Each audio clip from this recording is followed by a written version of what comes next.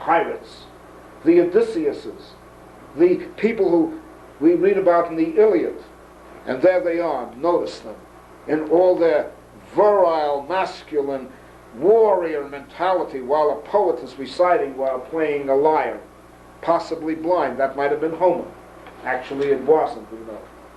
But around that time, fire and feasting were sort of like the court of Henry II in medieval England, where they keep throwing beef at each other, and they keep battling with each other, and they get drunk and they joust. They're rough and tumble Greeks. Needless to say, with the typical Eurocentric mentality that exists, they look like Swedes, but that depends upon how you want to interpret it.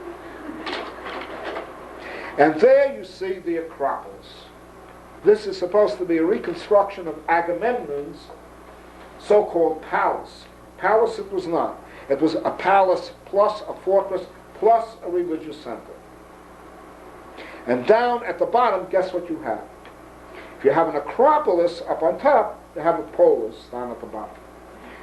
So you begin to see the villages up in the upper left-hand quadrant of the reconstruction, living near the Acropolis, and there you see the Acropolis almost fortified to a point where you really have to be a mountain goat to get up there. And when the villagers begin to sense that there's an enemy, notice all those mountains in the background, coming in there, and the Acropolis itself is on a kind of mountain. What you begin to see is these people flock in to the Wanax's fortress. There they take refuge, or they go there for religious purposes. There are not only castles up there, if you want to use that term, it's too medieval, but let's use it. There are, in addition to that, not only granaries, there are also temples up there. And these temples are bringing in a new type of religion. Whereas the people who lived in Knossos, or what the Minoans, or to call them what they were, the Minoans, worshipped Gaia, who is not Greek, despite what Kirkpatrick Sale said in his idiot book, not Greek. Or Poseidon, the god of the ocean, who is not Greek. Or Uranus, or the Titans, or that whole crew of what you'd call pre-Olympic Teutonic deities. They are beginning to bring in more playful, idiosyncratic deities like Zeus, like Hermes, like Athene, etc., etc., etc., that we're familiar with. And they are bringing in a new religion which they're overlaying on the Teutonic religion of the Minoans, so that you have another cumulative type of development in which playful human deities are superimposed. The Olympic deities, those of the original Greeks, the Achaeans, are superimposed on natural forces like Gaia, which have already an abstract quality, or Poseidon, who, despite the fact that he appears as a figure, is nonetheless the sea, represents the force of the sea. Zeus, Athene, and all the others are personified, almost human beings, who even have sexual intercourse with human mortals, and create big problems for their offspring, who don't know where they are, whether they're deities or not deities. Okay? So here you see the emergence of the Acropolis. And in the Acropolis, this would more or less be the crowded type of, new type of city in the sunny Greek sunlight that you see here, in the very lively Greek sunlight that you see here, crowded together into what were called megarons. These were courtyard houses with minimal windows on the outside.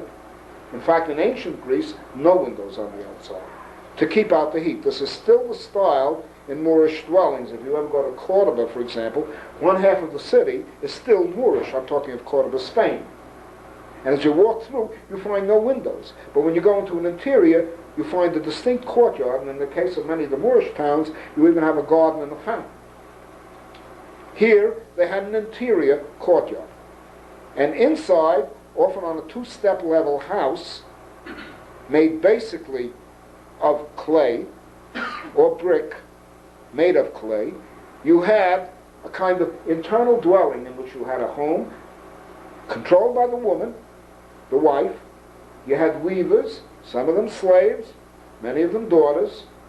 You had food prepared, you had the household managed, you had the lineage continued, and the male would go there to sleep, to eat, to have sexual intercourse, and get the hell out as quickly as possible.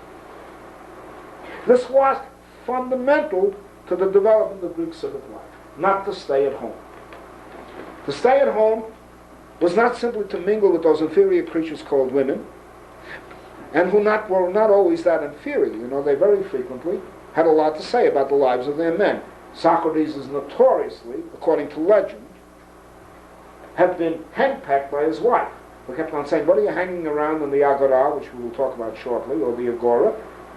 Why don't you go ahead and do your work, which is to sculpt statues, instead of talking about what is justice?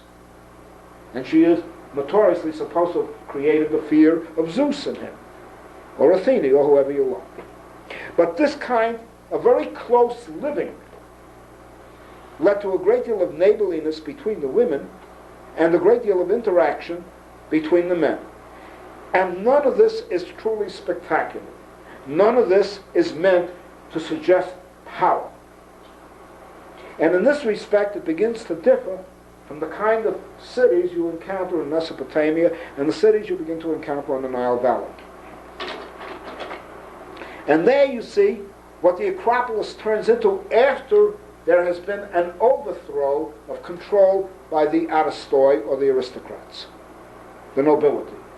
By this time, there's been a revolution in Greece, or in the Greek areas, unfortunately called the Dark Ages. We now know it was not the invasion of iron-bearing Dorian Greeks, that is to say, Greeks who spoke a different dialect and lived closer to tribal life, who invaded the cities that were developing around Mycenaean times. We now, the latest evidence indicates, is that there was a revolt on the part of the oppressed, who were fed up with what the Basiliuses were doing, and were fed up with what the Wanixes were doing, and overthrew them, and took over the Acropolis. And for that period of time, there was a kind of blank that appears in Greek history, a relative blank. But in the meantime, new tribes are coming in, again speaking Greek, called Dorians. They're much closer to tribal life, and they are to give you Sparta. And this is the interior of the Parthenon, the way it probably looked originally, on the Acropolis in Athens. There you see Athene, and it's an armed Athene. And Athene is the spokesperson of reason. She is not quite female. She is not of woman born, as she says in one of Aeschylus's plays, notably the Eumenides. She is not of woman born. She springs out of the mind or brain or head of Zeus. The mythology is extremely rich in meaning, and I hope that we can have a discussion about that, because I'm pacing myself too quickly. But now something is beginning to happen. What is beginning to happen now is the emergence not only of this magnificent structure, and notice that now we are looking at something that approximates the modern, that we can directly relate to us, unless you live in California, of course, and you love pyramids, which they do. Now you're looking at something that you can call either a bank or you can call a temple. And this, in your eyes, as it is in mine anyway, would appear to be a temple, and these are, of course, the ruins of the Parthenon, which incidentally were damaged primarily, managed to survive until the Turks blew it up, because they stored a lot of ammunition in there in fighting the Turks, okay? So there was a huge explosion of gunpowder, which led to most of this wreckage that you see now. The latest wreckage is from air pollution. Can I just leap ahead? And this is Athens as it existed around the time of Pericles. If I have to live at any time besides the 1920s, 30s, and maybe the 60s, I would want to live then. I am in fact reincarnated. I'm right down over there. That is the city that I love very much. It doesn't look like that anymore. It's polluted as all hell. It's torn apart by highways. That is the Panathenaic Way, which was one of the major festivals. And now our problem is to get down to what kind of world these people created. And I would ask you please to turn off the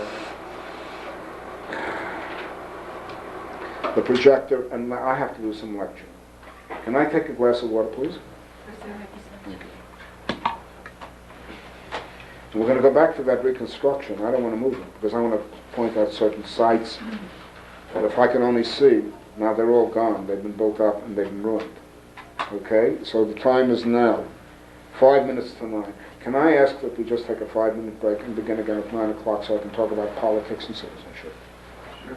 Can I just ask, yes. before I forget, because it's easy enough. I was trying to follow your I should say yes, logic there. What? Who built the Parthenon? The Parthenon was built around, already begun around the time of Cleisthenes, give or take. And it was built into the time of Pericles. It was not built by slave labor, it was built by craft labor, although slaves were hired. At certain times, and we're going to get into Greek slavery if you ever want to, slaves were foremen of free workers, including citizens. So that the idea of slavery in Greece is very greatly misunderstood. First of all, the numbers of slaves who existed, for example, in Athens and its surrounding territory, called Attica, has been grossly exaggerated. The figures range from 80,000 to 20,000, as little as 20,000. Because there was widespread manumission. You know what I mean by manumission? Freeing of slaves in a will. Aristotle, for example, roughly freed half the slaves who were members of his household and who were treated as members of the household, fed, cared for, and buried in the family plot. Greece had slaves, but Greece was, not like Rome, a slavocracy. It had a substantial number of slaves, but the number of slaves that is being presented today by various people who criticize Greece because it was patriarchal, or because they think it was a slave society, or because they think it had a centralized or vicious state, or they think it was filled by warrior men jumping around trying to capture heads and collect them, is preposterous. Slaves as numerous as 200,000 are out of the question. The lowest figure I've seen now, this is the latest data, not the data of 1860 or the data of 1920 or the data of 1930 or the data of 1960. This is the most recent data and estimates based on burials, based on wills that were found, have been recovered, is as low as 20,000, and the highest figure I've seen is 80,000. Out of a population of approximately, at its high point, free males, 40,000 in number, who are citizens. Now the 40,000 are citizens, they're not children. Those are people who could assemble and make decisions. And then on top of that, you had an equivalent, if not larger number of people who were resident aliens, and consequently were not regarded as citizens, but were not slaves. And by the way, let me remind you, those of you who have read The Republic by Plato, misnamed The Republic, it's a Latin word, it should be called the Politeia, that Socrates, when he's going down to the Piraeus, which is the seaport of Athens, 6 miles away from the city proper, which is where most of the resident aliens lived, because they did most of the trading, and they were very wealthy in many cases, goes to visit the home of a non-citizen Greek or a resident alien. And he is supposed to, incidentally, and Plato treats him that way, he is supposed to represent traditional Greek values, although he's not a citizen of Athens. Now, I'm sorry, you had a point that you wanted to make, and I hope I didn't escape it. It was simply, I wanted to know the people, like we were getting into the Minoans, and then we started talking about the Parthenon. I was wondering, as the people goes, who were the people that built the Parthenon? The towns in the Greek mainland were built primarily by Achaeans, who came in roughly around, I would even push it back to about 1700 BCE, that far back. That would be around the time that King David was doing his dancing, okay, in Jerusalem. These Achaeans were presumably tribalistic people, what the Greeks themselves would have called barbarians, because it would have seemed that they were saying ba ba ba. That's where the word barbarian comes from. The Greeks did not understand the language, so it was all ba ba ba to them, or barbarian. Okay?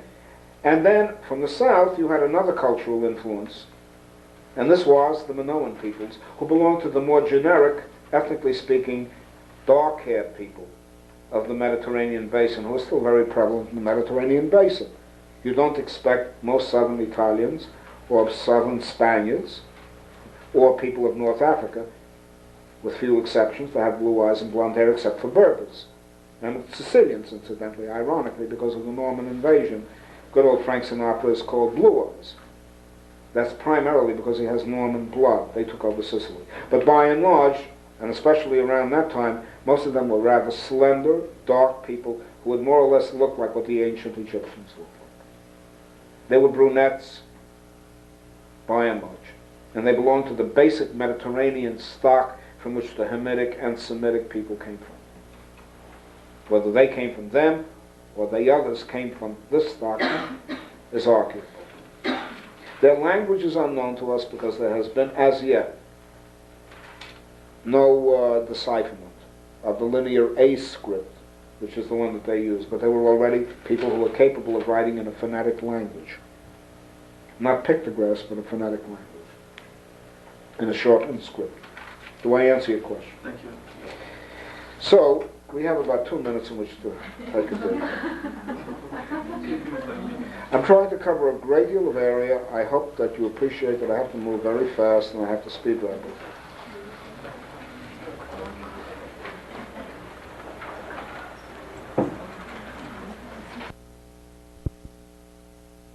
That was what we mean by the word politics, just like we had a big problem with the word urbanization.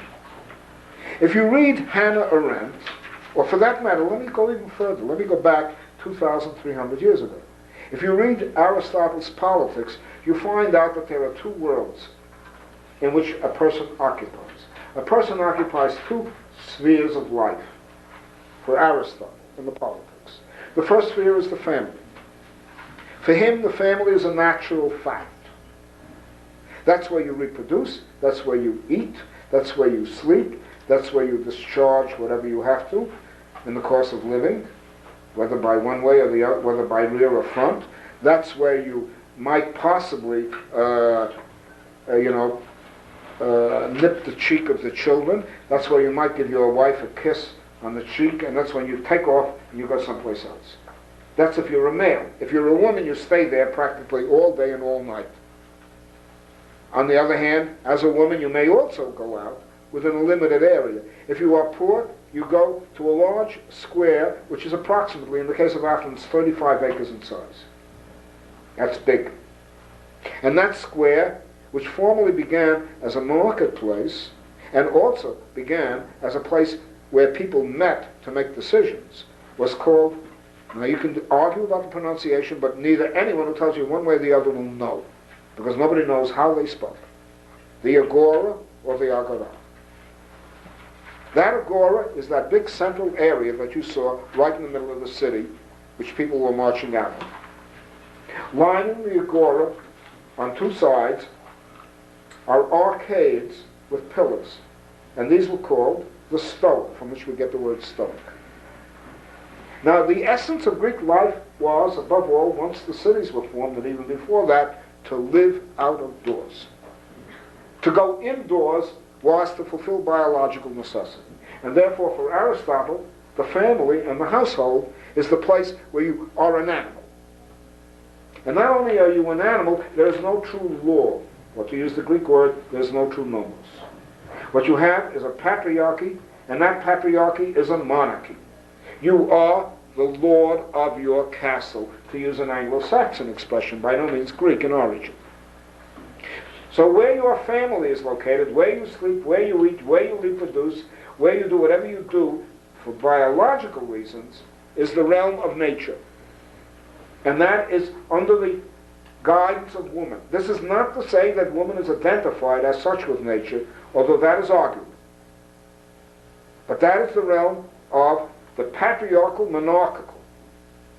Paterfamilias. Okay? And that paterfamilias has a life and death control over everyone who is in that domicile. He can kill his sons. Nobody can deprive him of that right. He can force his daughters to wed. He's not likely to kill them, but force his daughters to wed whenever he wants them to wed. He can do whatever he wants with his children, and he can even sell them into slavery in pre-Solonic times, before Solon emerged. And Solon emerged around 590-something BCE. Okay?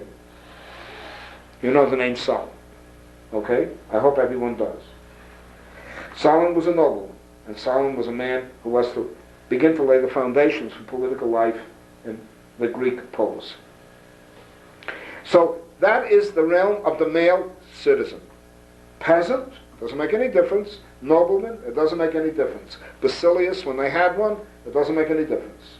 That is where any male who is free can kill or decide the fate of, or love, or be gentle to. Remember, they could do that too. Their sons and their daughters and their slaves and their wives. By the way, the wife had certain immunities. No question about it. She was of Athenian born. And so consequently, he couldn't quite kill her. But he could kill her if she committed adultery. And he could do that even on the very strong and plausible suspicion that she was adulterous. He could do whatever the hell he wanted. Once he left, he went around his business. Well, what could he do? He could go outside the environs of the city, because Athens was not walled until the time of the Persian War. And that takes you roughly into about the year 480. All right? Around the time of Themistocles. Now, I could be off here and there a few decades, but not much. So Athens did not have a wall. And he would, if he was a farmer, and by this time we're talking of an Athens that is moving toward a democracy. It is not yet a democracy, but it's heading there. And so you sort of are driving with it toward democracy, right? A male democracy. He could go out and he could farm. His farms normally were never more, now I don't know whether to use hectares around here or to use acres. Do you mind if I use acres? Because I'm an American and we don't use hectares. His farm normally would be anywhere from about 3 acres to 10 acres. If he had 10 acres, he was very well to do. If he had 4 acres, he was what you'd call a Greek farmer, yeoman. Not too well to do and not poor. He could live comfortably. He could then go out there and he could farm. If he could afford it, and that was a real question, if he could afford it, he had a slave or two to work with him. He would do the same kind of work that the slave did in agriculture. He would not do more, he would not do less. So he didn't walk around like Simon Legree with a whip beating up on slaves. There was a place ultimately where they would send slaves who were recalcitrant, rebellious, who were offensive, who struck their masters. These were all criminal charges. So the slave could be sent later on, when they discovered them, to the Laurian silver mines, where they roughly had a lifespan of anywhere from 6 months to 6 years, depending upon the kind of work they did. In other words, they'd be worked to death. They would, as the Americans used to say during the days of the slaveocracy, be sent down the river. That meant going down to Louisiana where they worked you to death. That's where the word being sent down the river comes from. Okay? Now, roughly around 11 o'clock, he would have his first meal. He would wake up usually around dawn. That's the way the Greeks were. They loved sunlight.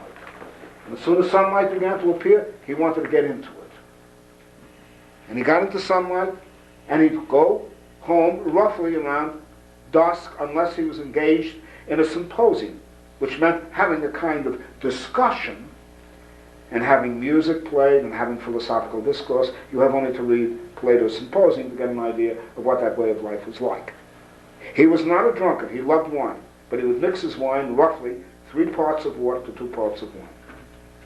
In other words, he didn't guzzle. Alcoholism was not a trait of the ancient Greeks. More precisely, I want to be very specific. I'm always talking, when I speak of the Greeks right now, of the Athenians.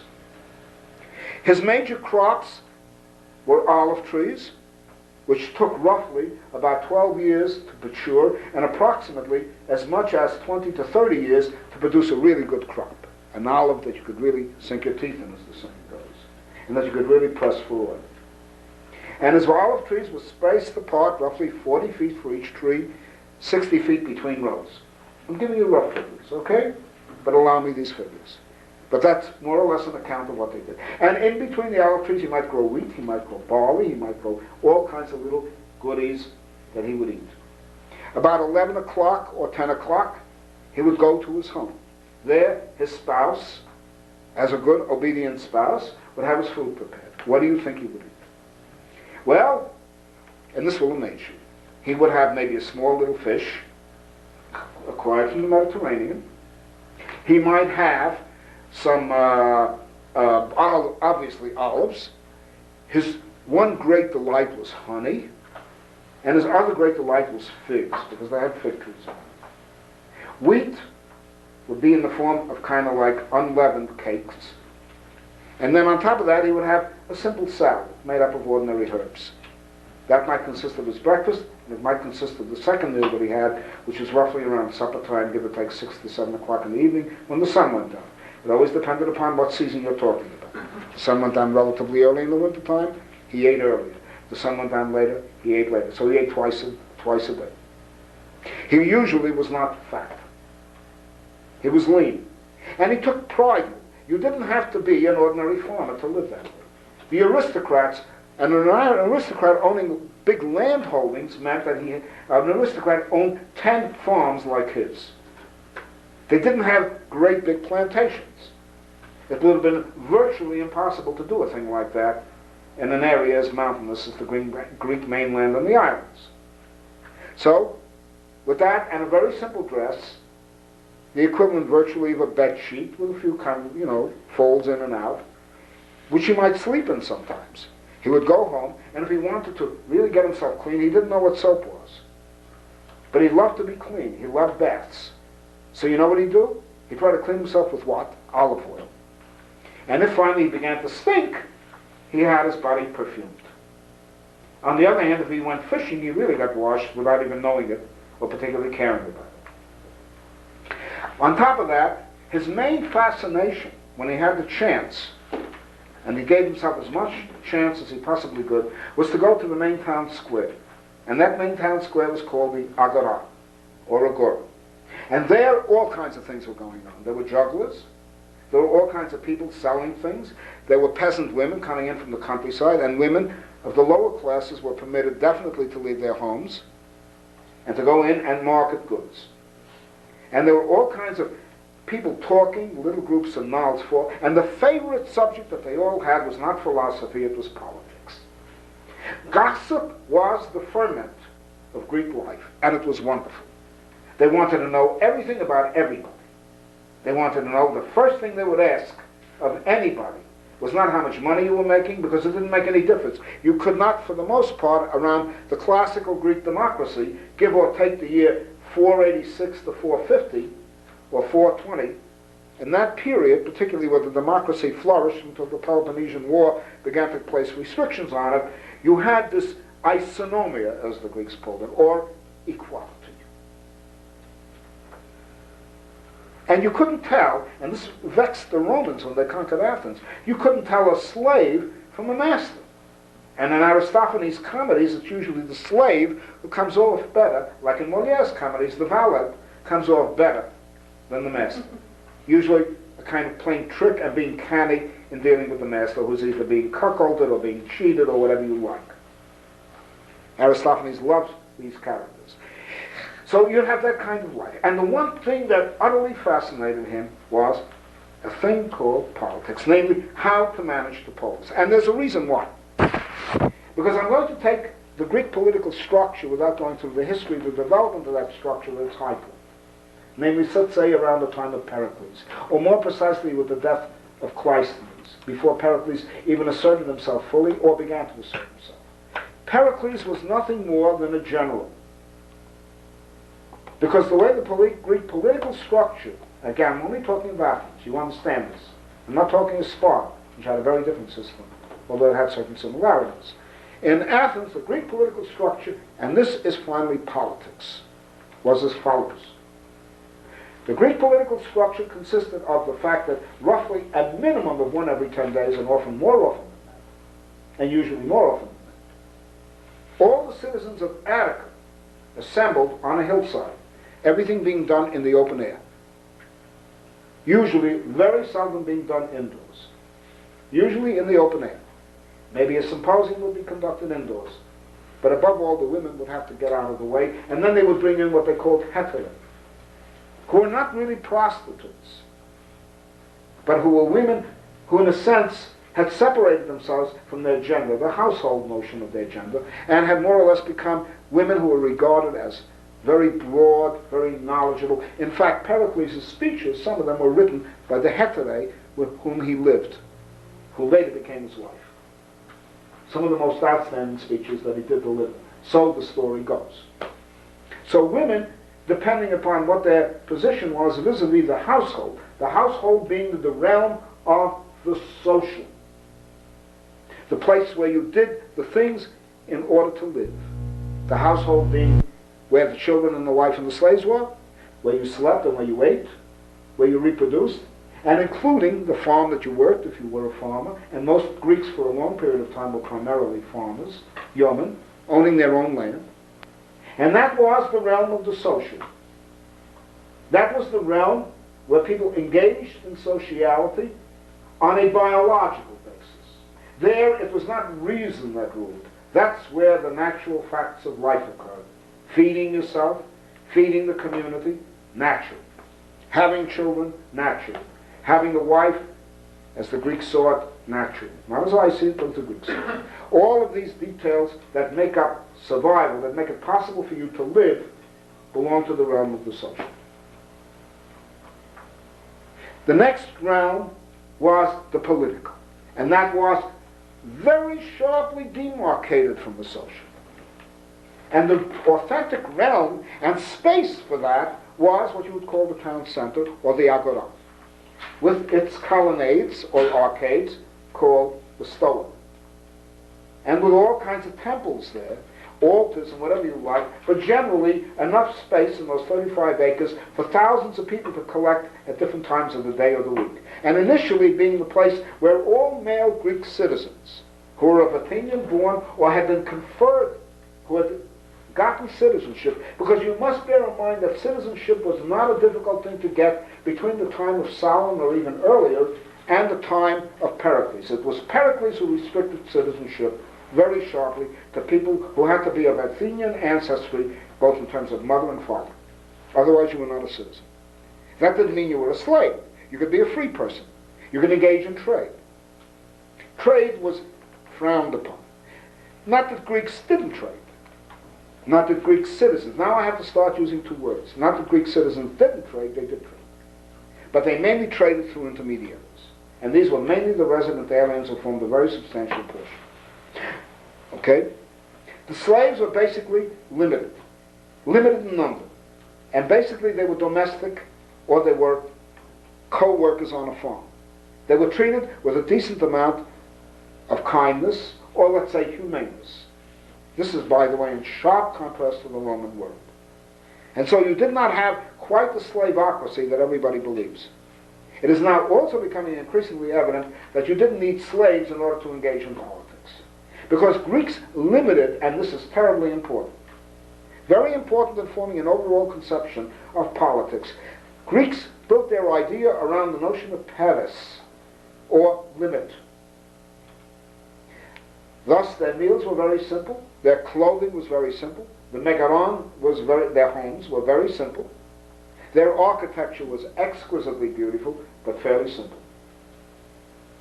So the idea was basically that you should be a balanced person, nothing to excess, as you know. Nothing in excess. And that meant, in terms of your thinking, in terms of your behavior, in terms of your etiquette, to be violent for the Greeks was atrocious. And very significantly, and this is where Greek thought, political thought, is extremely powerful. Where discourse ended, violence began. Therefore, to avoid violence, which meant a regression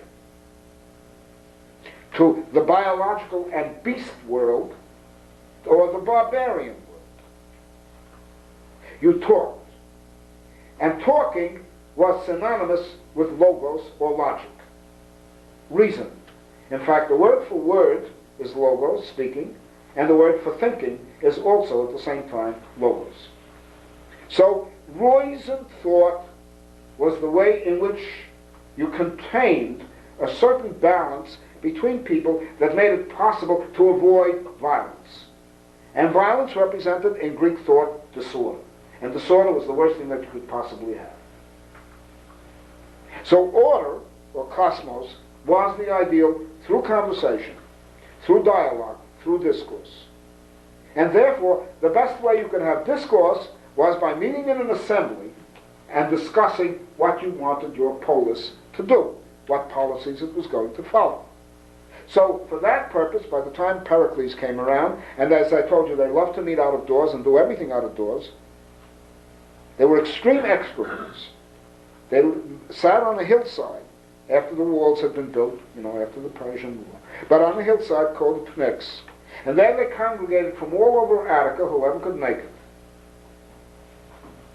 And there they sat and they discussed from dawn till the twilight, after which, at various points, they voted on various issues which were a fundamental policy. There was not a policy that was more important, so important, that it wasn't turned over to the assembly, which was called the ecclesia, from which we get the word ecclesiastic. So they met, in short, in one huge town meeting. And in that way, meeting at least once every 10 days, and usually when emergencies arose, possibly twice, and maybe even 3 times, and sometimes 4 times, they would sit around and engage in discussions and make votes of monumental importance, ranging from war to what to do within a particular individual, whether to exile somebody, ostracize, that is, or whatever you like. So in other words, they had a direct face-to-face dealings. The agenda for that came from what was called the Boule, which we called the Council of 500. Initially 400, then 500. The Boule, which had been long established, already was in appearance, and mainly an aristocratic body, or the council, was a kind of executive committee for the assembly. Its main job was to manage the affairs of the polis between meetings of the assembly. And it met, when necessary, in a very distinct building, which I will point out to you when we get down, called the Bouleuterium. In a very distinct round building where they were housed for a whole year at the expense of the community. Because the members of the Boule came in groups of 10. 10 was a big thing with the Greeks. Initially, the tribes, under the aristocratic and oligarchical system before the democracy, was divided up into 4. There were 4 Greek tribes. It was Cleisthenes who went ahead and created 30. And he broke all the kinship relationships. Even though they called them tribes, he broke the kinship relationships, and they essentially became residential wards. And he did that for a deliberate reason, because the kinship system was the way in which the nobility preserved itself, retained its heritage and lineage, and could stake out a claim to control over the city, or the polis. So to undermine the very biological basis of nobility, being well-born and having a distinct ancestor, usually traced quite frequently to a deity, what Cleisthenes did was essentially say you can keep the kinship system, but it has no role in the politics or the running of the polis. So he divided Attica, which was the large area, and many villages, about 135 or so, small cities, towns, into essentially what amounted to what he called tribes, but which were essentially approximately 300 wards. 300 what? Wards, residential areas. Small. I'm sorry, it was not 300, it was 30. I got this 3 mixed up. It was probably 30. I would have to go back to my notes. But I'm freewheeling with you right now, and I'm consulting my notes. And these, in turn, were divided up into 3 large groups called trides. One up toward the mountains and outside the city, another one along the seashore, and the one that he gave the greatest favoritism to were the people who lived in the city itself, Poles, who lived in Athens. Now there was a reason for that, because the people who lived in Athens were those who might contain not only farmers, but also might contain landless craftsmen, landless peasants, craftsmen, and so on and so forth. And he was eager to throw the political weight to the masses, not to the aristocracy or even to the middle classes. And this especially happened with Pericles, so that the largest of the trides, who sent representatives to the Boule, came from Athens itself, the very city that had the walls around it. And by the way, there are also long walls leading to the seaport of Piraeus, where mainly medics lived, although Greek citizens also lived. If you were not a Greek citizen, you couldn't buy land. Aristotle, for example, could not. If you were not a Greek citizen, you had to have a representative, a Greek citizen, to speak for you before a jury. Now, inasmuch as the Greeks believed that the more the merrier, or the more democratic, hence their juries numbered anywhere from 300 to 700, depending upon the importance of the crime. Now, here's what's fascinating. This society, which gave us geometry, which gave us philosophy, which gave us architecture, however much you want to trace different remnants back to different areas, I don't want to argue that, but which gave us systematic reasoning, which gave us the nearest thing to science that the ancient world ever produced, was run principally by these 40,000 males who were Athenian citizens, and the population varied depending upon whether there was an epidemic or not, or whether there was a war or not. But give or take 50 to 40,000, okay? Who met in assemblies with a quorum of 5,000. And in these assemblies, through discussion and face-to-face democracy, with absolutely no property qualifications, none whatever. It didn't make any difference whether you were a beggar, as long as you were an Athenian citizen, or whether or not you came from a noble lineage, as long as you were an Athenian citizen. It was all isonomia. And they met in these assemblies, and they made every decision that was important in the development of the polis, in the affairs of the polis, in the management of it. And then they volunteered, or they were selected by sortition, sortition being by lot. Now the lot was very important to make sure that no bureaucracy would develop, that no vested interest would develop, that no kind of state apparatus would develop, which would be a coercive force over the population at large, at least then, that 40,000 males. They made sure that, one, you had rotation. Nobody could hold office for more than 1 year. Archons, in some cases, members of the Boule were permitted to hold office twice, which went for 2 years, but after that they couldn't hold office again in the Boule, which was the Council of 500. The Boule itself was elected, and then, out of 5,000 in any given of the 30 tribes that I talked about, residential areas throughout Attica, roughly 10 were selected by sortition, namely by lot. That was to prevent any ambitious person from taking two leading the road. You want to explain how the lot system works? Very simple. They had little potsherds, okay? And these potsherds, okay, were put in a big vessel, and then afterward you went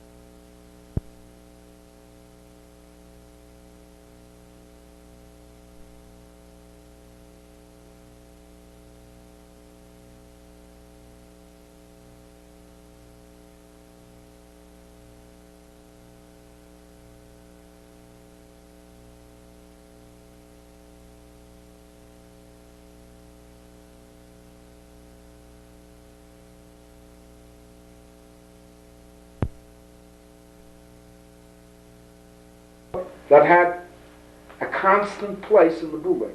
Although when the Boule came into real problems, it assembled everyone who was in the Boule. So 10 came from each tribe.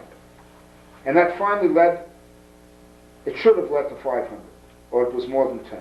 I may be wrong on my arithmetic, a number, but it finally turned out to be 500, divided up into 10 parts. So that would give you 50 in each particular one. And out of those 50, 10 were selected by sortition to represent their specific tribe. And this rotation went on all through the year being divided up into 10s instead of 12s. Are you following this? The archon, who held the power for 1 day, formally, the equivalent, the nearest thing they had to a president, who received foreigners, who had the keys to the armory and had the keys to the records, could only occupy the position from 12 o'clock midnight to 12 o'clock midnight. And then you could be an archon only once in your lifetime. After that, you could not be an archon. What was the most permanent body they had? And that party was elected and out of necessity, and that was the board of the strategory, from which we get the word strategist, or strategy. Those were the generals. Now there, it was very important that they have very experienced people. Because if you didn't have good generals, you lost the war, and you lost the city for all you know. And a lot of lives were lost to boot. So the generals could be elected over and over again indefinitely, but only for 1 year. And they could always be recalled. Pericles was a general, and he was recalled for 1 year, and then after they brought him back in and they said, we need your body. But he could be recalled. So they had the right to a recall. Then finally, that was the only permanent body that could be re-elected over and over again. The most you could serve in any particular office was 2 years. Boule, and so forth. The assembly being the main body, and finally the juries being composed, or being a small sample of the overall assembly up to the number of 300 to 700, depending upon the importance of the trial. And that was done by lot. By lot, 5,000 people were selected to be jurors at the temple of Themis, of justice. The god of justice, or is it a goddess of justice? I'm not sure yet. In any case, there, 5,000 people would trot every morning to that temple and would go through the process of sortition. And the number of jurors that they needed would be selected, usually, let us say, in the neighborhood of about, of those 5,000, give or take 1,000 to 2,000.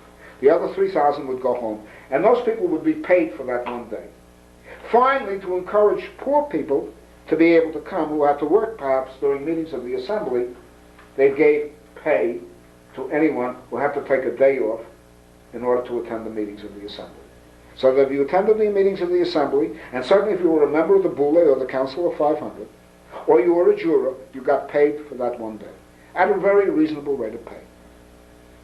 So here was a people who lived in a very, shall we say, Spartan, and they hated Sparta, lived in a very Spartan way, who had small plots of land, who limited themselves to very simple homes, who had, if they could afford it, slaves. And remember, some people had 80 slaves and some people had no slaves. Okay? You therefore developed for the first time a new kind of realm. And that realm was the realm of the politica, or politics. Now the reason why it's important to point this out is that this was not a true state. And the word city-state, when applied to Athens in the classical period, is meaningless. You could say that there, by the way, they did not have a professional army. They had a militia. And not only did they have a militia, but you had to bring your own equipment and food. And therefore the expeditions had to be short, because you could only carry so many rations, and that was the end of it. Until they got into very serious wars, in which case there were times, but these were infrequent, in fact quite rare, where the city had to provide a besieging garrison, say of Athenians besieging, say, Syracuse. They had to provide them with food from Athens. Other than that, you usually went out to battle with your own armor, with your own hoplite headgear, or helmet, and with your own sword, and occasionally, if you could afford it, a slave to help you along, but not doing any of the fighting. And yet, at a certain point, the Athenians were prepared to rely on their slaves to engage in battle, in which case they freed them after the war. Now, this is very important. The essence of aristocratic authority and oligarchy had been the horsemen. They were the people, the caballeros, so to speak, those who could afford to own horses, bring them into battle, armor their horses, have spears, and engage in all the elaborate stuff. And with that, they were able to dominate, more or less, through an oligarchy, the ordinary people. They were big obstacles to the development of democracy. But what happened in ancient Athens is this. New military formations began to be created, namely ranked troops, who were more powerful than the cavalry, with the result that the aristocrats began in the course of battle to occupy a secondary position to the more or less middle or medium well-to-do or even modest farming classes. And these were called hoplites. And they were able, with their weaponry, to defeat cavalry. The result was that the specific weight of the aristocracy, based on cavalry, began to decline, and the ability of the ordinary commoner, with a modest amount of, a farm or whatever you like, or whatever he was doing, and there were many things he could do besides farming, but they were predominantly farmers in many cases. Predominantly, in many cases they were farmers. Most of them were farmers. They could afford enough armor and enough weaponry to go out into battle, and at that point, the specific weight or military power of the cavalry or the aristocracy declined. That was a very important pivotal change in this militia that led more to the democracy and tipped Greek Athenian politics toward a democracy. Both Cleisthenes and Pericles counted very heavily on that one single fact. That was the kind of social order. Now that was politics in the sense that here was a case where a fraternity of males, sizable in number, ran the polis. There was no state in the sense that people were separated, and this is very important. There was no state in the sense that, as in, for example, Mesopotamia or ancient Egypt or other places, people were taken out and given full-time jobs as soldiers, full-time jobs as bureaucrats, full-time jobs as police, full-time jobs as nobles, full-time jobs as generals, and full-time jobs as leaders of the government. The state is and must be defined very clearly as a bureaucratic, centralized, relatively centralized, separated from the population vocation. A statesperson is someone who is not an ordinary citizen. A statesperson's job is to collect a monopoly of violence in the form of a core of professional people who manage society and social life, more precisely, or politics for you. And that's what you have in Canada, that's what you have in the US, and that's what you have in states emerge. And that took a long time to emerge. It appeared very early on in antiquity, particularly among the great empires, and particularly, say, among the Babylonians, who had a professional army. Here you had a population that was separated from the rest of the population in the form of a state. But then afterward, such states dwindled away, were replaced, or whatever happened, due to invasions and combat. And then finally, in Greece, what you began to see was something which was not a state in the full sense of the word. Because there, everybody had to participate. And the only people who were paid, and they were only paid for a very limited period of time, were those who either went to the Agora for that one day that to the Ecclesia, for that one day that they went there, the assembly, went to jury duty, or were generals, when they were called upon to be generals, by the way, and those who were archons for one day, and the people who were collected through sortition and election in the Boule or the Council of 500. We must therefore think of politics as not being statecraft, which is the way we think of politics today. We speak of a politician. What do we mean? Somebody who's running for office. What's going to happen to that somebody who's going to run for office? That somebody who runs for office is presumably under a representative democracy, which is a contradiction in terms. It's an oxymoron. A democracy cannot be representative. Let's call it what it really is. It's a republic. That is a public thing. And you can make whatever you want out of it. Even in the imperial system in ancient Rome, they called it a public thing. That's one thing. So a res publica, or public things, okay, or res publicae, were public things. And there, people were elected to office. They were given incomes. They were what you call politicians. And that's what you have in Montreal, that's what you have in New York on the urban level. And then at the same time, on the state level or provincial level, whether you're talking to the US or you're talking to Canada, or on the national level, whether you're talking to the Prime Minister or we talk about the American President or the US President. You must make the distinction between the social, the political, and the state. And you're either practicing statecraft, or you're practicing politics, or you're living on a social level. The social level, whatever the form may be, is indispensable for your survival. That's one thing. That's where you make your friends, that's where you eat, that's where you drink, that's where you do the things that sustain you. That's the biological level in a sense. Yet naturally, very heavily acculturated, I agree. Patriarchy is not exactly biological. But the point is the role of the father in playing a specific function in a family group, which is a biological unit, however much it's been acculturated. You then have the state. That state goes along with the nation state. And we'll get into that later. That is a distinct arena of professional rulers. That's the essence. From the lowest bureaucrat to the highest prime minister, monarch, president, chancellor, prime minister, or whatever you like. That is very distinct. But then there is that realm which is very elusive and which has been deliberately confused with statecraft. And that realm is the realm of politics as it was created. For a brief period of time, even in Sumer, and you had council, assemblies of the people. For a period of time in ancient Greece. And even in Rome for a time. I can't go into it now because time doesn't permit. Because Rome had 5 assemblies.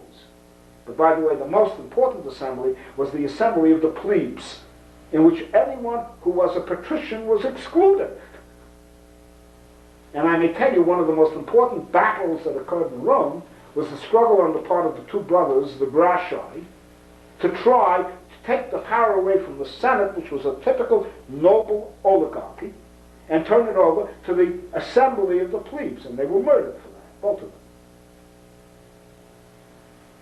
That was roughly about 150 or 200 BCE. I'm not sure of the date exactly, but give or take.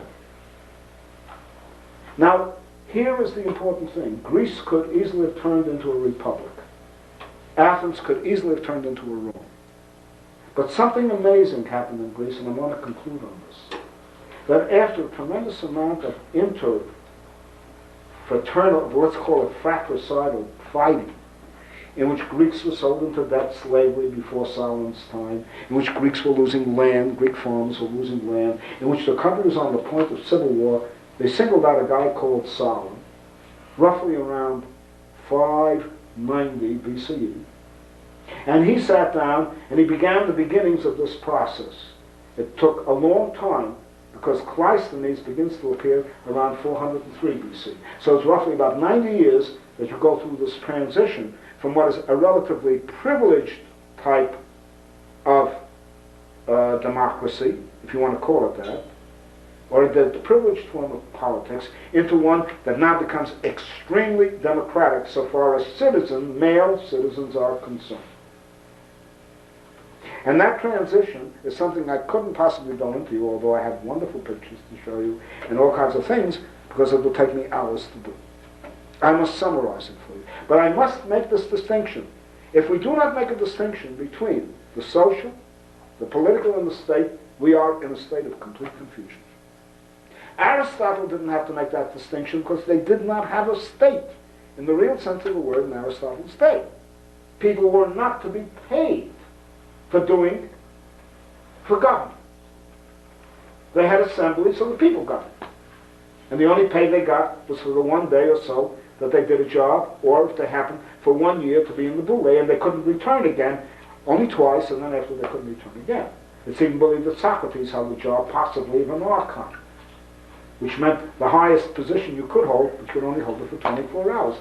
Now, reflect upon what this means. Ask yourself what this means, and how we can recover politics which we have now identified with statecraft. That is one of the most important social questions, and I use the word now social not in terms of the Greek sense, family and farm and so forth. I mean it in the societal questions that we are faced with. How to recover the rule of social life in any form, and I'm using the word social now not strictly in the Greek sense, I'm using it in the modern sense, any form of human consociation in such a way that everybody has control over their destiny and control over the community. And how can you institutionalize it, and what kind of ethics, because there was a distinct ethics that developed, gives it form and structure? That's the question. Such forms were to reappear throughout history afterward. They were to reappear, and I haven't had a chance to talk about citizenship, they were to reappear again and again throughout the course of history, including, as I told you, in Roman society with the Gracchi. They were to reappear again in the Middle Ages. And the Greeks, by the way, were to form confederacies based exactly on assemblies. So you did not have a state. The state had to emerge. It had already begun to emerge in Asia Minor, certainly, and in other parts of the world. It did not emerge completely in Athens and in the Athenian poli that were involved in the so-called Delian Confederacy. I don't want to go into the other developments. I don't have the time. I'm going to work with the assumption that I'll end now and let you decide how long you want to discuss this. By the way, my life is committed at this particular point, and my writings are largely committed to try to recover politics again. Without slaves, without patriarchy, and without such things as resident aliens, needless to say. But if we do not make that trifold distinction, we're going to be walking around in literally a political fog. That trifold distinction of Society, social, political, and the state. Now Hannah Arendt brought it as far as the social and the political, and that's as far as Aristotle could bring it. Later, when she started to opine about the state, she got that mixed up with the political at some points, and at other points she talked about the national economy, which is not the point. Aristotle had no problem because he didn't have a state he had to deal with, at least in Athens. The state begins to emerge not only in the Near East and in other portions of the world. The state begins to emerge in Rome when we get to the Republic. But I have not discussed what it was to be a citizen in Athens. And consequently, I must tell you, speed rapping as I have with almost a minimal amount of time for breaks, 2 hours or even 3 hours is not enough to cover all of this material. So the next time round, I will discuss what went into making a citizen. Because there was a whole etiquette, a whole education, which the Greeks called paideia, which involved a very distinct relationship of the individual citizen to the community. That is something that we have lost in educating ourselves or in educating others or being educated by others. Paideia, a Greek word, the equivalent of which in German Bildung means character building, not simply informing somebody. In other words, it's an ethical conception, and the two combined begin to give you the first example of a truly ethical social an order, a truly ethical way of living, because basically I have not touched upon the ethics involved, I have not touched upon the education involved, the character formation, or how the Greeks viewed the polis, what it meant to them. Remember, by the way, that this system with the variations, despite the fact that Alexander of Macedon tried to screw it up all over the place, and despite the fact that until finally the Romans came and crushed it, was to remain in existence for the greater part of 2 centuries, if not more. Floor open.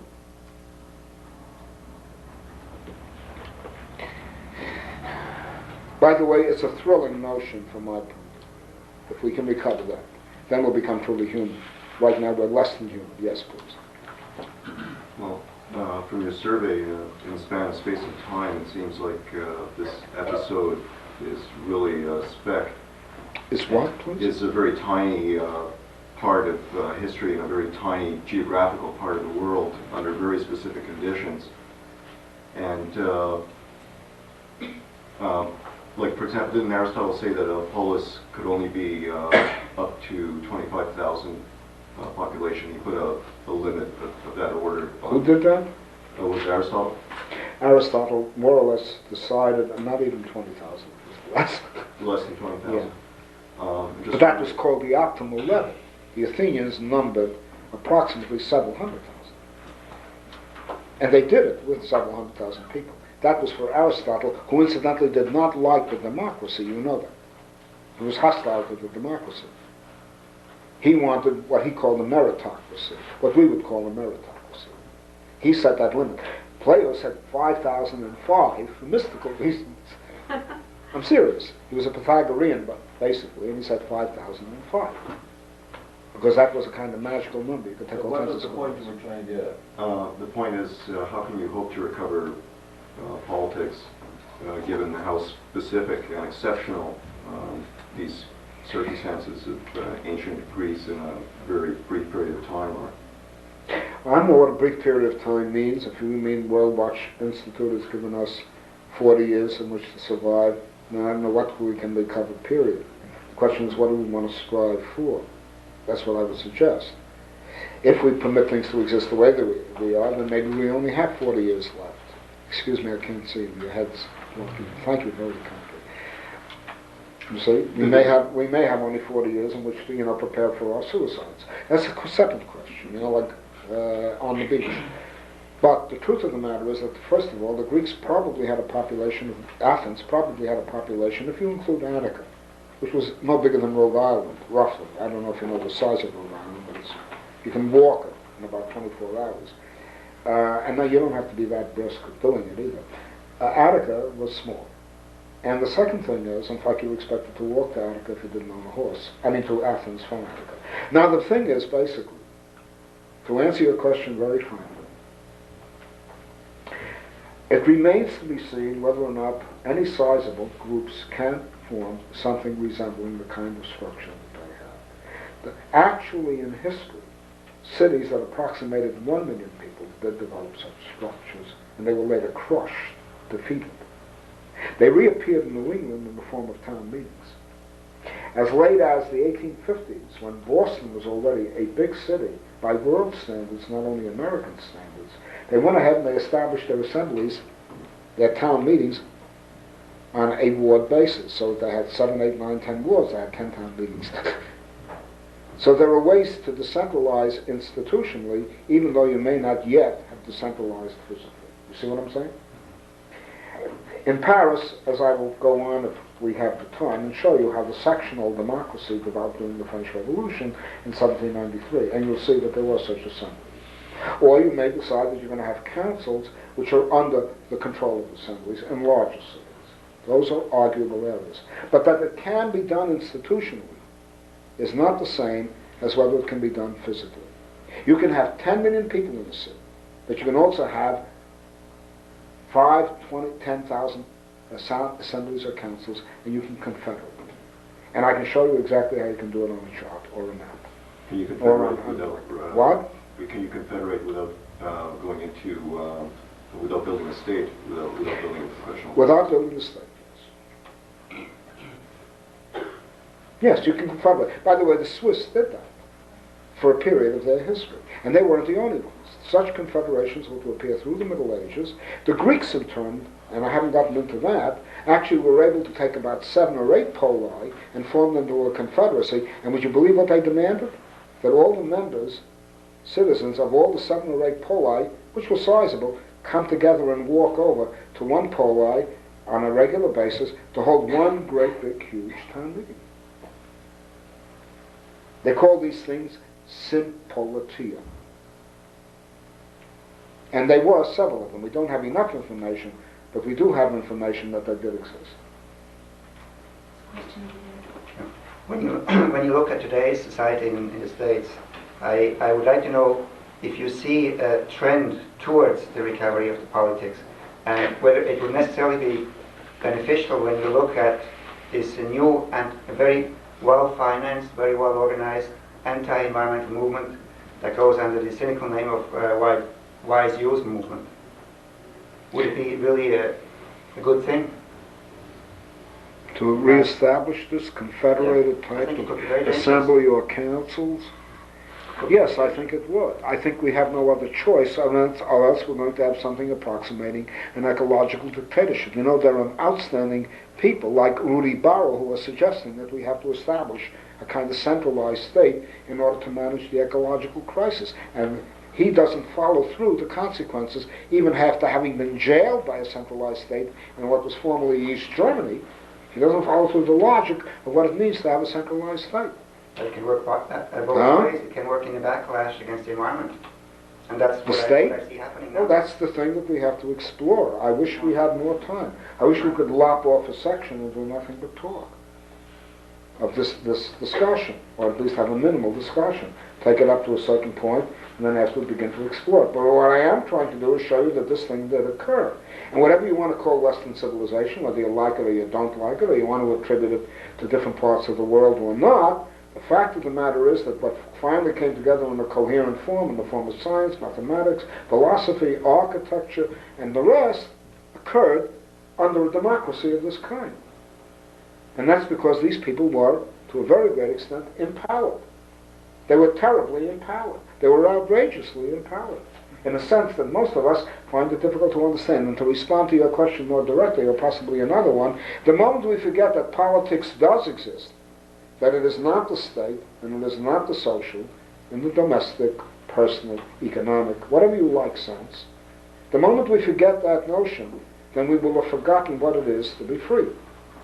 We will redefine the word freedom in such a way that surrogates decide for us on the basis of pre-selected candidates who are going to run our freedom. Now, if people are willing to give that up, they're going to be less than human. I don't mean subhuman or anything nasty. I mean they will not fulfill their humanity. That's what I'm saying.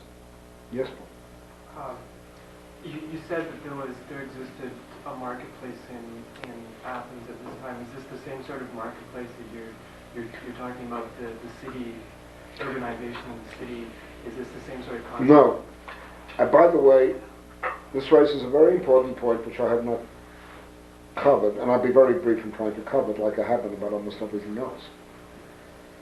Capitalism did not develop in Attica, in Greece, or any other part of the world at that time. And there was a reason why. It's not because they didn't have markets or coinage. They had. Notwithstanding certain beliefs that existed in the 1930s, understandably, because archaeology had only gone so far and no further. We now know that there was a market in Sumeria, but it was not a market economy. Why? Because what happened, first of all, is that the market was basically marginal. Most people tried to get most of their needs out of their own productive activities. And being in particular Greeks, they were very rounded people. That meant there had to be many different things. Soldiers, there had to be politicians in the best sense of the word, they had to be the defenders of their families, they had to earn a livelihood, they had to build many of their own things as well as rely on other people to do so. The division of labor was not as richly developed as it is today. So that's number one. Now the point is in all of this, that because of these attributes, you see, this capacity to do all these different rounded things. Where's my mind going? Give me a second, please. What your question again? The market. Oh yeah, being rounded, they could satisfy most of their needs domestic. So the marketplace was largely marginal. There was, to be sure, an international marketplace. The word international doesn't mean anything because there weren't any nation states. There were empires or there were cities. I don't want to call them states, but city-type states, okay? So there was a great deal of trade in pottery up to the Black Sea, getting grain and everything. And a lot of Greek poli developed around the rim of the Black Sea, in which they were given names like Russopolis or something like that, the son of a Russian, because that was to become an area occupied by Russians. But leaving that aside, okay, in these various poli, the market was essentially marginal. It met what you couldn't meet on your own, or it met a need that you couldn't get, you couldn't produce domestically, even in your own community. Thus, for example, Greece was very short on timber after a while.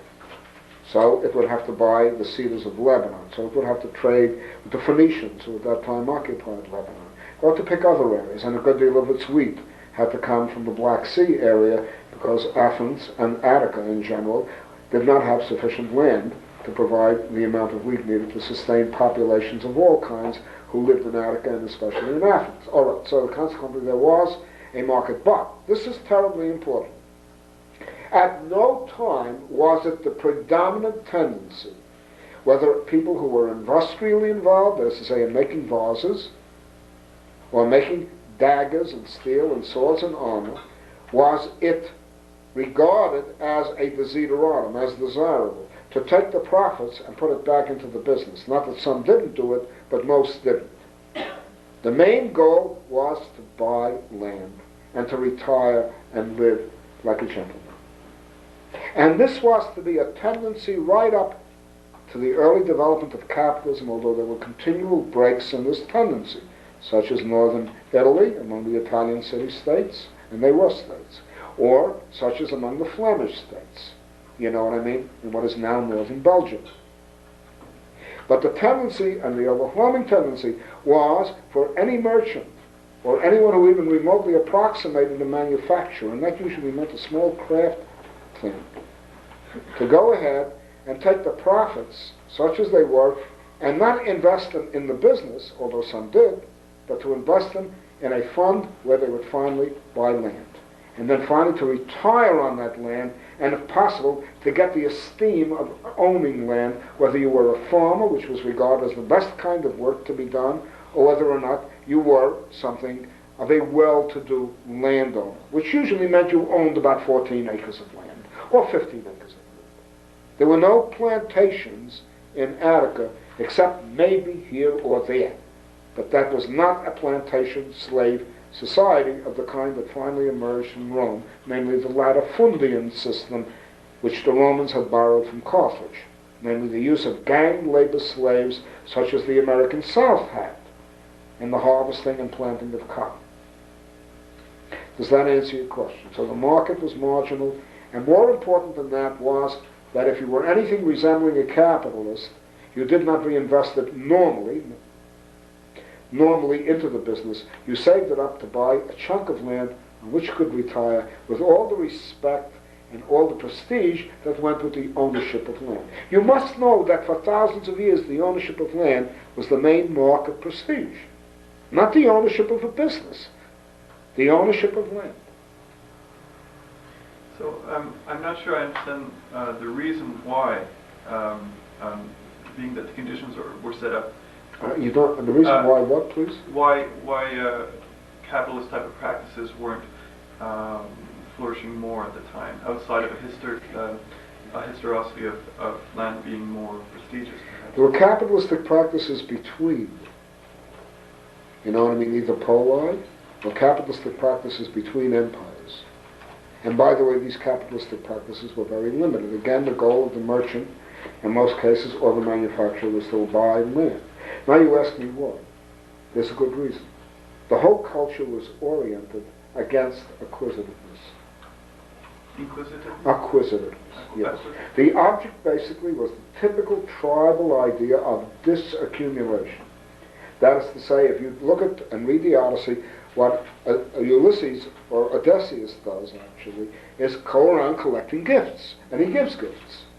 Gift giving was the typical way in which you establish friendship, alliances, and so forth. That practice was carried right into the ancient world up to Roman times.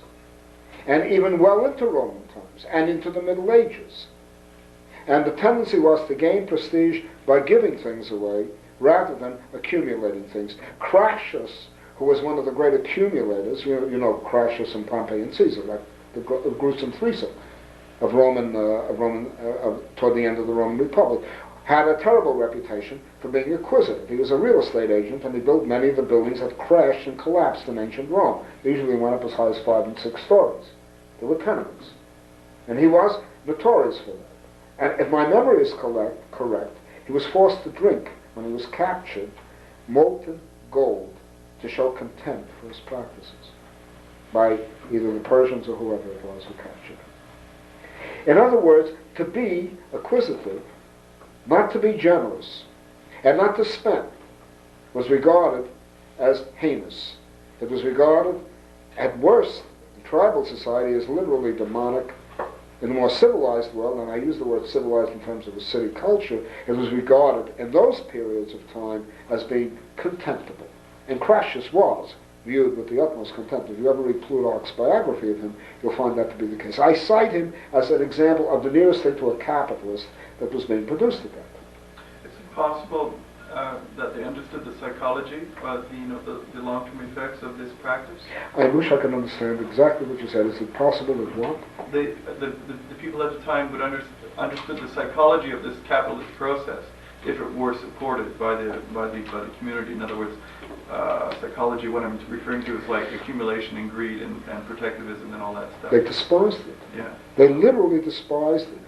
Here were the levels on which they generally looked at people. The highest form of labor was food cultivation. Why? Because you were cultivating the earth. Why? Because that earth was the earth of your land. Not only your personal land, it was the earth of your people. And by the way, land could not be sold except between citizens. Thus Aristotle, who was not an Athenian, you probably know that, who was not an Athenian, and came to live in Athens and studied with Plato, okay, and founded his own school, the Lyceum, okay, could not buy land for that Lyceum. He had to buy that land through an Athenian citizen, because only Athenian citizens could buy or sell land. So land was regarded as something that had to remain within the group. The city had not yet broken out of the idea of ancestry, even though isonomia made it possible for slaves to dress just like masters and for strangers to be treated, medics, resident aliens, who may have been even several generations living in Greece, in Attica, would be treated as complete equals. And there, to get a sense of the equality, you have only to read the opening section of the Republic. When Socrates says it's going down to, this is how the Republic begins, he's going down to the Piraeus, which is where the resident aliens lived. And there he's going, wants to watch the festival of Bendis, which is a Thracian festival. And there he's corralled by several young men, all of whom are sons, some of whom are sons of medics, and taken to the home of the medic. And there he meets the old man, who's a resident alien, who is already quite wealthy, but not a capitalist in our modern sense at all. Just wealthy. He could afford good meals. He couldn't buy land. He could live well. He could have a nicer home than an ordinary Greek might, an Athenian citizen. And there the old man gives you the customs of the old period and then goes away to worship the gods. You remember the opening of the Republic? How many people recall that? Very opening pages, the first 20 pages of the Republic. Okay, and then Thrasymachus takes over and gives you the various points of view, and all the points of view, and then Plato's brothers come in, you know, the whole shtick. It goes on for 10 books. 10 being the magic number. So do I explain more or less the type of situation that did exist? Now, you see, the difficulty in trying to give you the full feeling of what it meant to be a Greek citizen at that time, an Athenian citizen at that time, is that I've not been able to go into the idea of the education of a citizen, or how you became a citizen. I've been dwelling mainly on politics as distinguished from the social and distinguished from the stuff, and the importance of the economy. I wish we had the time, which we certainly don't, to take easily an hour, to go into how it was that a young Greek, and even a young Roman, but more important, a young Greek, Athenian, was trained to become civically minded, to become politically oriented, and to love the polis above all other things. A sensibility that does not exist under urbanization the way I mean it. It couldn't exist under urbanization. We're all soloists, fending for ourselves, dog eat dog, and trying to make it at best, or be at worst being, at best being ethical, at worst being criminal.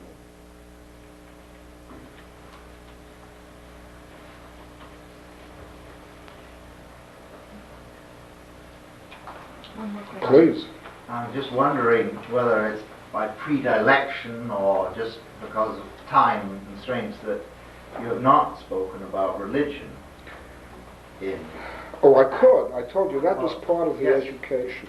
Well, yes, but I mean, it's a very important matter if you're talking about how you might revive this as to what role that might or might not play today. I mean, I can think of examples in the 20th century which the things which might approach closest some of the qualities which you admire in ancient Athens are present in quite surprising places. Can I say And something? the other thing that you I think would have to talk about and think about is growth, and particularly in regard to immigration, and in regard then to what you began with on yesterday evening. You're talking about tribalism and talking about the modern fetish with identity and so forth. That can come back to haunt you. I'm not haunted by that. I just said I'm not haunted, but continue. Well, I mean, it's a fact. How long do you want to develop the question? Because otherwise I can't answer All right. you. Finish. I'll be very brief. The Greeks made a conscious decision between Solon's times and Cleisthenes' times not to go the way of Rome. And that is the incredible thing that you really have to dwell upon. How came it to pass that by around the time of Cleisthenes' life, which is roughly 90 years after Solon proposed these changes, that the Greeks, under Cleisthenes, and going into Pericles, did something which nobody that I know of today does, made a conscious decision to live that way and not to go the way of the Roman Republic, which went into an empire and went into a monstrous cancer. That's the question you have to ask. What was it in the Greek character and Greek education that made it possible for a people to act as though they were intelligent human beings in the fullest sense of the word? In fact, wise human beings. And en masse, not one individual alone, although it required a few individuals to show the direction, they said, great, let's do it. Whereas today, all you get, by the way, don't take this personally, all you get are all the objections to why you should do the right thing. That is the modern form of argumentation. All you get is how you can't do it. And you know what's underpinning that? And I have to say this very forcefully. What's underpinning this is that we are using our brains more. I'm not talking to the people here. Generally, we tend now to condition our brains to adapt to anything from Auschwitz to Austria. We adapt. Our minds are so given to adaptation, thanks to the whole conditioning at the very least that goes on, that we are not creative. Whereas the Greeks made an amazing decision. They decided not to go the way of the Romans. They could have. By Solon's time, they could have had a patriciate in the form of a senate, whatever name they proposed to call it. They could have killed off the demagogues, which meant the leaders of the people, the demos. They could have gone the whole institutional way of empire, and finally all the degradation that the Roman Empire represented, aside from the good points that it also represented given its time and place.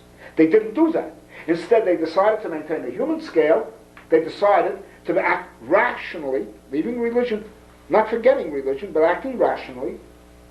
They decided to finally create isonomia to the extent that they could, because the one great statement you have to, and I want to conclude this whole evening with, is a statement by Aristotle in the Politics. He said that we could, in a sense, really achieve a perfect society. These are not his words. He said, we could abolish slavery if weaving machines could weave by themselves, and if the plectron of the lyre, the lyre being the harp-like instrument, and the plectron being the way and means, to make the strings play music, could work by themselves. Little did he know that we can do far more than that today, but we have never behaved more irrationally with all the things we can do. Thank you very much.